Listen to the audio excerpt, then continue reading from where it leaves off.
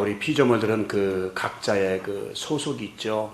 사람들은 사람대로, 또 공중을 나는 새와 가축과 그리고 짐승들까지도 각자의 소속이 있습니다.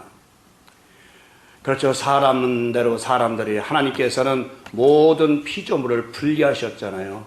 사람, 가축, 땅의 짐승, 그다음에 산짐승, 공중의 새, 바다의 고기, 또는 바다의 고중에 여러 가지 생물, 사람 중에도 남자와, 사람은 그 성별로 남자와 여자로 만드셨고, 또한 나라도 각 나라가 다르고, 사회도 다르고, 가족도 다르고, 직장도 다르고, 심지어는 종교까지도 다릅니다. 그렇죠. 우리 사람들은 모두 다 이렇게 소속이 되어 있어요. 나는 어느 소속이야, 나는 어느 나라 사람이야, 나는 어느 민족이야, 나는 어느 직장에 속해 있어, 나는 종교도 나는 어느 크리스찬이야, 나는 캐톨릭이야, 아니 나는 부더야, 나는 모하메 알라시냐, 이런 식으로 여러 가지로 사람들마다의 그 소속이 있어요. 근데 오늘 말씀은 하나님에게 소속된 하나님의 입맞은 자의 말씀이에요. 여러분이 잘 아시다시피 공중을 나는 새와 짐승 그리고 모든 식물까지도 그 소속이 달려져 있어요. 또 봄에 오는 새, 가을에 가는 새, 그리고 봄에 피었다가 또 지는 꽃, 또 가을에 피었다가 지는 꽃, 이렇게 여러 가지로 구별 소속이 되어 있어요. 이 우주 만물 모든 것들은 하나님께서 그 소속을 분명하게 나타내셨어요. 근데 우리가 볼 수, 이것은 겉으로 있는 것들이지만 보이지 않는 영적인 존재들도 각자 그 소속이 있음을 알 수가 있어요. 여러분 지금까지 성경을 많이 읽었을 거예요. 많이 읽었지만 그 천사들의 소속이 어떻게 되는지 여러분은 읽어도 그냥 그런가 보다 그러고 많이 지나갔을 거예요. 저는 성경을 읽으면서 천사들도 다 소속이 다르고, 또한 악한 귀신들도 다 그 소속이 다르구나. 우리 피조물, 보이는 피조물이 소속이 다른 것처럼 역시 천사들도 그 소속이 다 다르다는 것을 성경을 통해서 깨달았습니다. 오늘 본문에서는 보니까 바람, 다시 말하면 공기를 다스리고 움직일 수 있는 천사를 말하고 있어요. 또한 2절에서는 살아계신 하나님의 인을 가진 천사가 어디부터? 해로부터 나오는 것을 봐요. 이와 같이 바람을 다스리는 천사, 그리고 해를 다스리는 천사, 오늘 이렇게 1절과 2절은, 그래서 이 1절에 보니까 네 모퉁이의 바람을 붙잡아서 땅이나 바다나 불지 못하게 하려고 바람을 붙잡아요. 그래서 하나님의 그 인을 가진 사람이 놔둬라, 아니다, 아직 놔둬라, 내가 하나님의 종들의 이마에 인치기까지 가만히 있어라라고 명령을 합니다. 이와 같이 천사들은 각자의 소속이 되어 있다는 것을 여러분 오늘 꼭 배우셔야 돼요. 또한 여기 보니까 불을 다스리는 천사가 있어요. 계시록 14장 18절에 보니까 또 불을 다스리는 다른 천사가 제단으로부터 나와 이 한낫을 가진 자를 향하여 큰 음성으로 불러 가로되 내 이 한낫을 휘둘러 땅에 포도송이를 거두라, 그 포도가 익었느니라.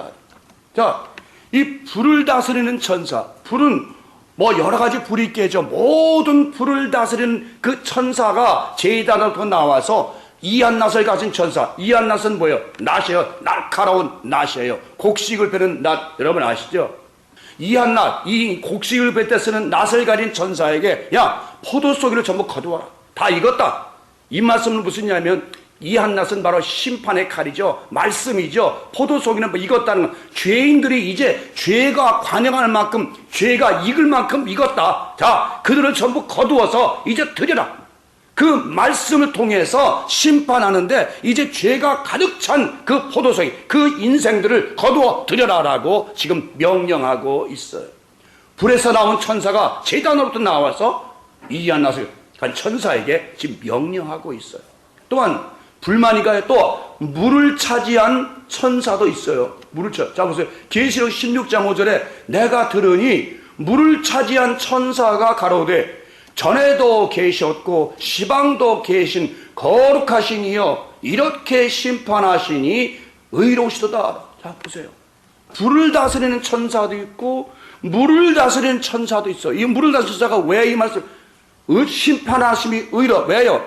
물이 지금 이제 대접 재앙으로 말미암아 물을 마실 수가 없이 모든 물이 핏빛으로 변하고 말았어요. 인생들이 피를 마실 수가 없어요. 모두 죽어요. 생물들이 다 그 물을 마시면 다 죽어요. 여러분, 이 땅의 마지막에 여러분 세균 무기가 화학 무기가 터지고 나면요, 여러분 물 마실 것 같아요? 못 마셔요. 미국에서 테러가 가장 두려운 것이 뭐냐면 강물에다가 이 세균 무기 투하하는 거예요. 못 마셔요, 여러분. 마지막 때가 되면 이미 이걸 다 준비하고 있잖아요. 지금 원자탄, 수소탄, 세균 무기, 화학 무기 모두 마지막 때 이것이 터지고 나면 물도 공기도 모든 것도 마실 수 없고 먹을 수 없이 이 지구가 완전히 전멸당한다는 그런 말씀. 요한계시록 마지막 그 대접 재앙은 마지막 때 이 땅에 벌어질 완전한 3차전, 완전히 핵무기 전쟁, 그야말로 지구가 종말을 알리는 그것을 지금 말씀하고 있는 거예요. 그래서 물을 차지한 천사가 이렇게 심판하심이 맞습니다. 우리 인간은 피조물들이 너무 죄가 많기 때문에 이렇게 물도 마실 수 없게 만들어야 되는 것입니다. 이것이 하나님의 심판이 의롭다고 물을 차지한 천사가 하나님한테 손을 들어서 지금 호소하는 거예요. 또한 보세요. 사람의 목숨을 시간에 맞춰 가져가는 천사도 있어요. 계시록 9장 14절 15절에 보니까 나팔 가진 여섯째 천사에게 말하기를 큰 강 유브라데에 결박한 네 천사를 놓아주라 하며 네 천사가 놓였으니 그들은 그 년, 월, 일, 시에 이르러 사람 3분의 1을 죽이기로 예비한 자들이더라. 여기 그 년, 월, 일, 시예요. 정확한 연도, 정확한 달, 정확한 날에 정확한 시에 죽이기로 예비한 천사들, 인간의 목숨을 가져가기 위한 천사들, 인간의 영혼을 가져가기 위한 천사들이 지금 놓였다고 말하고 있는 것이. 여러분들도 몇 년도, 몇 월 달, 몇 월 날, 몇 시에 태어난 거 아시죠? 분명한 것은 여러분이 난해, 난달, 난날, 난시가 있으면 여러분이 이 땅을 떠날 난해, 난달, 난날, 난시가 있다는 것은 여러분이 분명히 아셔야 됩니다. 여기 왜 천사가 그 년, 월, 일시에 죽이기로 사람 3분의 1을 죽이고 한 천사가 예비되었더라. 결박을 풀어주었어요. 그러니까 우리는 인생은 정확한 때에 왔다가 정확한 때에 돌아가는 것이에요. 저는 우리 성경을 준비하면서 오늘 아침부터 가만히 새벽에 묵상을 해봤어요. 가만히 보니까 내가 이제 태어난 날이 정확하니 내가 갈 날도 정확하게 몇 년, 몇 월, 몇 시에 정확하게 나타나겠구나. 이제 갈 날이 머지 않았구나. 오호라, 곤궁한 인생이로다. 이제 떠날 날이 얼마 안 남았구나. 자, 준비하자. 그래서 그런 생각을 했어요. 갑자기, 야, 여행을 마치고 떠나려면 짐을 정리해야지. 버릴 건 버리고, 다 던져버릴 건 던져버리고, 이제 가벼운 마음으로 다 쓰레기는 다 버리고, 이제 고향으로 돌아가야 되겠구나. 그렇죠? 이 세상이 여러분들이 순례길이라 하잖아요. 여행길이라 하잖아요. 여러분들이 이 세상에서 아무리 1,000만금, 1억만금 가졌어도 갈 때는 다 두고 가고 버리고 가야 되는 것이에요. 아무 의미가 없는 것들이에요. 따지고 보니까 여러분 마음에서도 모든 미움과 시기와 질투와 모든 것들을 다 버릴 때예요. 이제 우리의 마음에서도 다 정리하고 버릴 때라고요. 그런데 65세 70세 되어서도 뭔가 사업을 펼쳐봐야지, 뭔가를 해봐야지 하고 열심히 하는데 그러다가 근심 걱정하다가 가는 거죠. 옛날에 삼성 이병철 씨가 갈 때 그랬잖아요. 아시나요? 여러분, 삼성, 조선 다 배 만들지 못하고 70세 갈 때 뭐라 그랬어요? 죽으면서도 하나님 얘기를 안 하고 죽으면서도 배 하다가 죽었잖아요. 배 못 만들어 죽었다고. 인간이 그래요, 누구든지. 우리는 이제 나이가 어느 정도 되면 이 여행거리에서 모든 것을 던져버리고 내려놓고 이제는 정리할 때인데 자꾸 마음에다 뭘 싣거든요. 욕심과 욕망을 뭔가를 해봐야지. 자꾸 싫은 거예요, 자꾸 싫어. 다시 말씀드리면 우리 인생은 살은 흙에서, 그렇죠? 피는 이슬에서, 그죠? 눈은 태양에서, 그죠? 뼈는 돌에서, 그죠? 지혜는 천사들의 속에서, 그 다음에 혈관과 머리카락은 풀에서, 마지막 영혼은 바람과 하나님의 입김에서 만들어졌다고 해요. 우리 7가지 요소로 인생이 만들어졌어요. 그러면 결국은 흐트러질 때는 결국은 7가지 요소로 다 흐트러지고 마는 것이. 그래서 그것이에요. 아무것도 없는 거예요. 여러분이 아무것도 가져갈 것도 없고 아무것도 취할 것도 없고 이 땅에 벌거벗고 와서 옷 한 벌을 걸치고 가지 않소. 그것으로 만족합니다. 인생이 허무한 게 아니에요. 저는 젊어서부터 이런 얘기 하라는 건 아니에요. 이제 나이가 60이 넘고 이제 인생의 환웅기에 접어들면은 여러분 마음속에서 모든 것을 내려놓고 버리고 이제 가볍고 기쁜 마음으로 있다가 하나님께 돌아가라는 말씀이에요. 이외에도 하늘의 전쟁에서 사단을 내어쫓은 그 미가엘 대천사장이 있고 또한 마리아와 사가랴에게 좋은 해산의 소식을 가져다 준 가브리엘 천사도 있어요. 그 외에도 인간의 약점과 병마를 다스려주는 라파엘 천사장도 있어요. 이와 같이 하늘의 천사들도 그 맡은 사명에 따라 피조물들을 다스리고 있는 것이에요.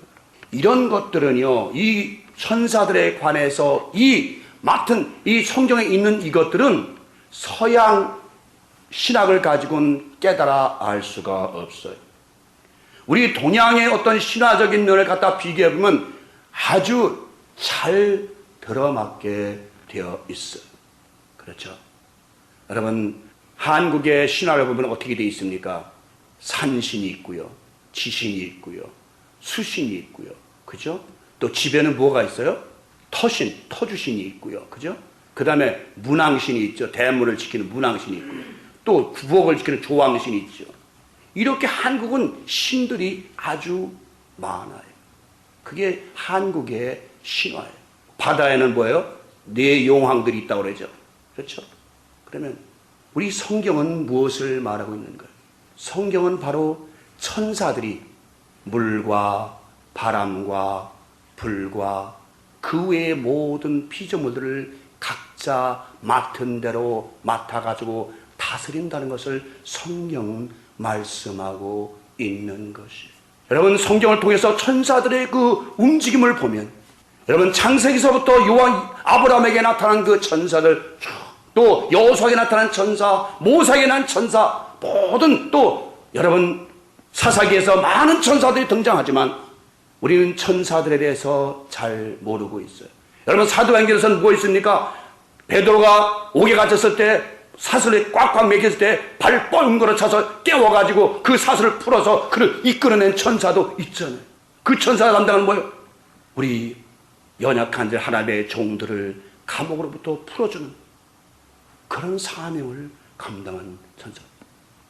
그래서 제가 언제 말씀드렸지만 여러분과 저 주위에는 항상 수호 천사가 지키고 있다는 것을 여러분 말씀을 드렸죠. 근데 여러분들은 그 얘기하면 에이 설마 뭐 그럴라고. 여기 오늘 말씀 제가 드렸잖아요. 바람을 다스리는 천사, 해를 다스리는 천사, 불을 다스리는 천사, 물을 다스리는 천사, 또 인간의 생명을 다스리는 천사. 이렇게 많은 천사들이 하나님께서 보내서 우리 인생들을 주장하고 있는 것을 여러분 성경을 통해서 깨달아요. 그 다음으로는 악한 귀신들도 그 맡은 소속이 있는 것 같습니다. 보세요. 벙어리가 되게 한 귀신이 있다고 예수님은 말씀하고 있어요. 마태복음 9장 31, 33절에 보니까 저희가 나아갈 때에 귀신 들려 벙어리 된 자를 예수께 데려오니 귀신이 쫓겨나고 벙어리가 말하거늘 무리가 기여겨 가로되 이스라엘 가운데서 이런 때를 본 적이 없다. 귀신이 들려 벙어리가 된 것을 예수님께서 귀신을 내어 쫓아 그 벙어리가 말을 하게 되었습니다. 또한 귀신 들려 눈이 멀고 벙어리가 된 자를 성경은 말하고 있어요. 마태복음 12장 22절 보니까 그때에 귀신 들려 눈 멀고 벙어리 된 자를 데려고 왔거늘 예수께서 고쳐주심에 그 벙어리가 말하며 보게 되죠. 귀신을 내어줬죠. 또한 귀신 때문에 간질이 된 소년을 성경은 말하고 있어요. 마태복음 10장 15절 18절 보니까 주여 내 아들을 불쌍히 여기소서. 저가 간질로 심히 고생하여 자주 불에도 넘어지며 물에도 넘어지는지라. 내가 주의 제자들에게 데리고 왔으나 능히 고치지 못하더이다. 이에 예수께서 꾸짖으시니 귀신이 나가고 아이가 그때부터 나으니라. 여러분, 저 성경을 통해서 말씀 드리는 거예요. 제가 개인적으로 말씀드리는 것이 아니라 귀신도 이렇게 병마를 주는 귀신들, 사람에게 병을 가져다 주는 귀신이 있다고 성경은 말하고 있는 것이에요. 이런 설교를 목사님들 하기 싫어해요. 왜 싫어해요? 촌스럽다고, 귀신 얘기한다고. 여러분, 하나님이 계시고 성삼위 하나님이 계시고 또한 이 공중에는 악한 영들이 있다고 에베소 6장 12절에는 말씀합니다. 공중에 권세 잡은 악한 영들이 공중에 있다고 분명히 성경은 말씀하고 있어요. 또 욥기서를 보면 어떻게 되어 있습니까? 그냥 사단이 악한 영이 와서 집을 치고 폭풍을 일으키고 불을 놓고 그냥 온갖 재앙을 다 부리고 마지막에는 욥에게 머리부터 발끝까지 그냥 쳐서 총기가 나게 하는 그런 사건도 있잖아요. 우리는 사람들은 물건 병이 나면 병원으로 가지요. 근데 병원에서 고칠 수 없는 병도 분명히 있어요. 근데 여러분이 다 아다시피 이제 우리나라 그 전통 그 문화 사상에서는 옛날에는 그랬습니다.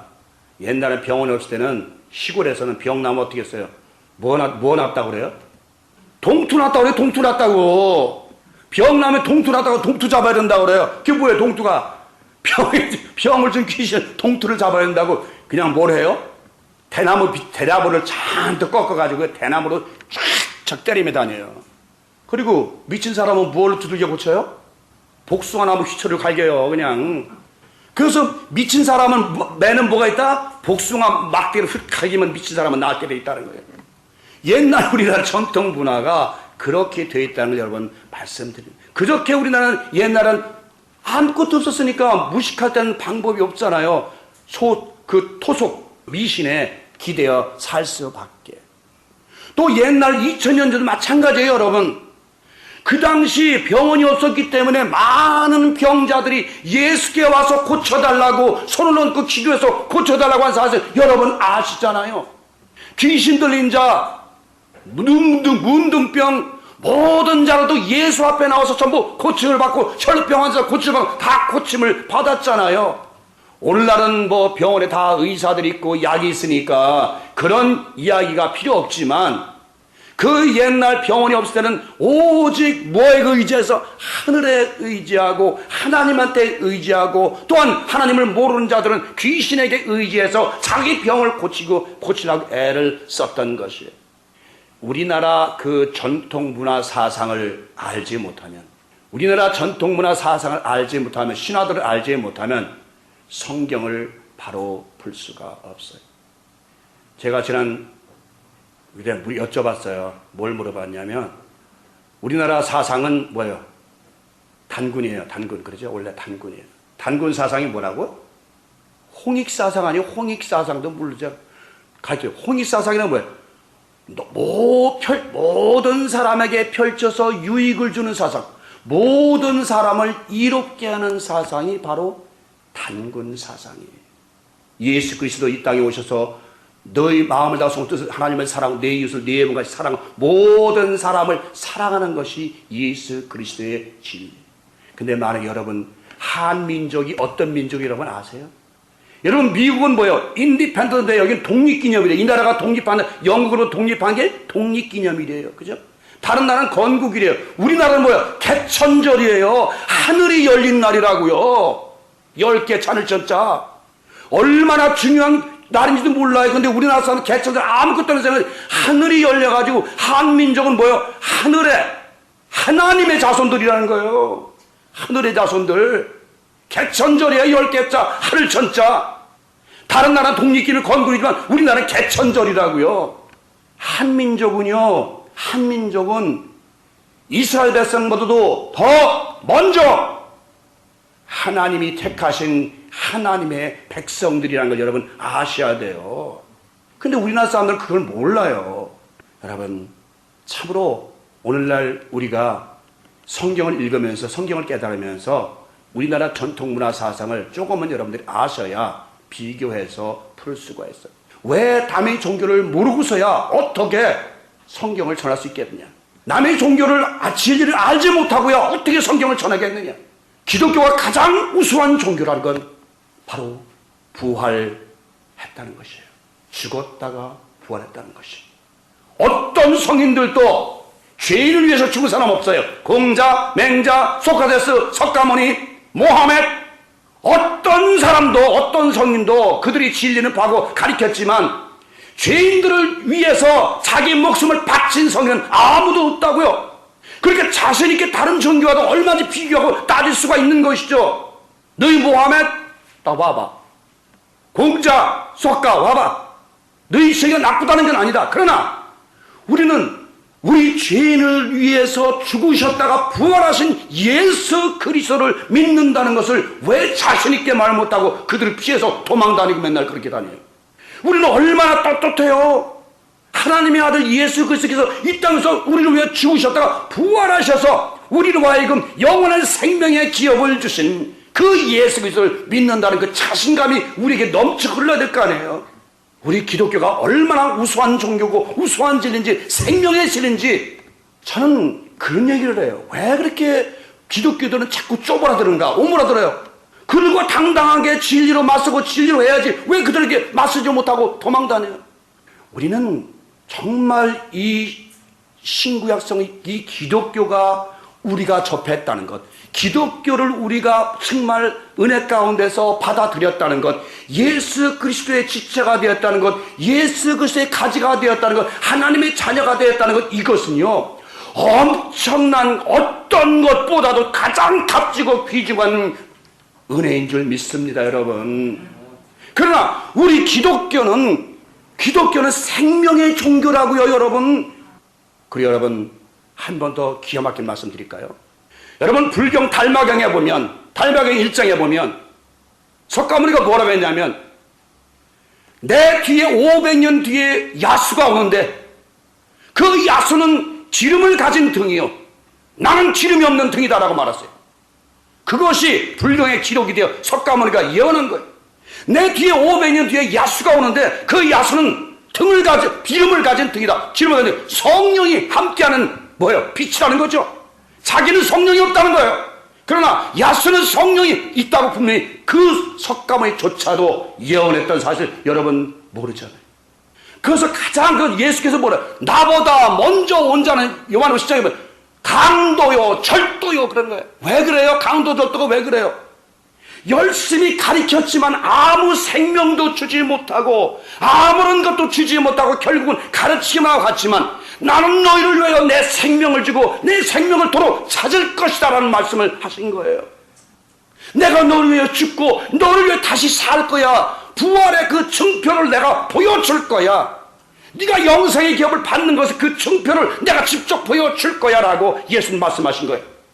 여러분 엄청난 기독교 이 진리 앞에 정말 엄청난 은혜스러운 이 기독교 진리 앞에 여러분들은 어떠십니까? 저는 아침에 가끔 이 설교 주면 정말 그 생각을 하면서 끔찍하다 정말. 내가 만약에 공자를 믿고 불교 신자가 되고 만약에 또 모함에서 믿었다가 뭘 믿었다라면 어떻게 됐을까? 내가 나를 위해 돌아가시고 나를 위해 살리신 그 예수 그리스도의 지체가 되었다는 것, 내가 천국 백성이 되었다는 것, 내가 지금 떠나도 나는 영생의 기업을 이어받는다는 그 사실 앞에, 그 진리 앞에 얼마나 엄숙하게 오늘 아침에도 기도할지 몰라요. 여러분, 예수 믿어서 무슨 축복을 받고 예수 믿으면 잘 되고 범사가 잘 되고 무슨 돈을 잘 벌고 명예 잘 되고 다 그런 거짓말에 속지는 마시라요. 예수를 믿는다는 것은 나의 영원한 영생의 기업을 받기 위함인 것이에요. 사랑하는 여러분, 오늘 우리가 정말 기독교를 바로 알고 바로 믿고 바로 따라줄 줄 믿습니다. 다른 종교한테 가서 너는 마귀 새끼야 하지 마세요. 그들을 기독교로 개종시킬 수 있는 것은 여러분의 사랑과 여러분의 믿음과 여러분의 지혜예요.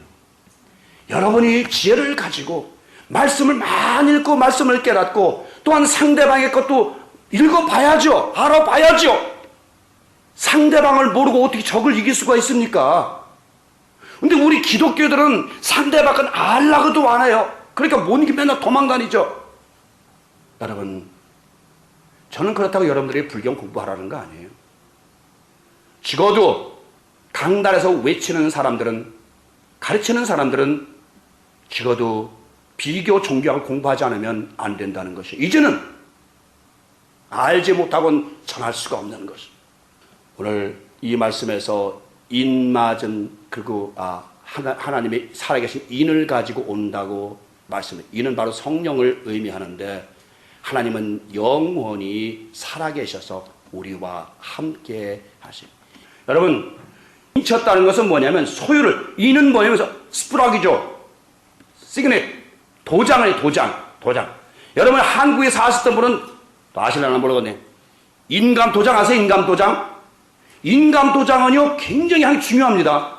그건 인감 도장 한번 잘못 꽝 찍으면요 재산이 날아가고요 큰일 나는 거예요.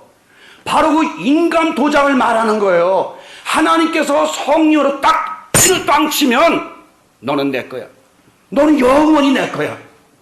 바로 이것은 옛날 노예에게 노예가 딱 팔리잖아요. 그럼 주인이 여기다가 이 손에다가 지져, 이제 팔에다가 탁 불로 지져요. 막 그래, 너는 내 거야. 짐승아 또 절대로 넌 남한테 못 가. 내가 팔기 전에는 못 가. 절대 못. 바로 성령으로 인쳤다는 것은 바로 그 말씀이에요. 하나님께서 성령을 우리 심령의 보증으로 주사 우리로 하여금 영원한 기업을 있게 하심으로 너는 내 거야. 영원토록 내 안에 거하고 나는 네 안에 가고 너와 나는 하나야 하라고, 그런 말씀이 이 인쳤다는 말씀인 거예요. 바로 이마에 인쳤다는 것은 모든 사람들이 볼 때에 너는 하나님의 아들임을 온 세상에 알게 하겠다는 그런 말씀이 되는 것입니다.